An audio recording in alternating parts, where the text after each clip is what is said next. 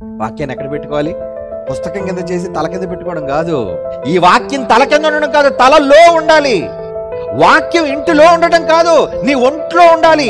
ఎక్కడ పెట్టుకున్నారు వాక్యాన్ని చెప్పండి?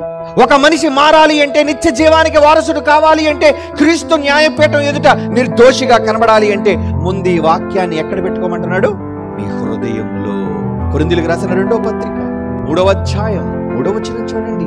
ఎక్కడ రాసుకోమంటున్నాడు ఈ మాటలని? రాతి పలక మీద గాని సిరాతో గాని వ్రాయబడక మెత్తని హృదయములు అను పలకల మీద జీవము కలిగిన దేవుని ఆత్మతో మా పరిచర్య మూలముగా వ్రాయబడిన క్రీస్తు పత్రికయే ఉన్నారని మీరు తేటపరచబడుచున్నారు. మీరు పత్రికల్లో అనే మాటలు కాగితాల మీద ఉంటే సమాజం బాగుపడదు.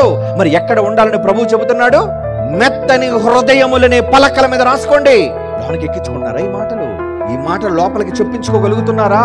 చొప్పించుకోలేకపోతున్నారని. అందుకే సమాజంలో మనం మారం.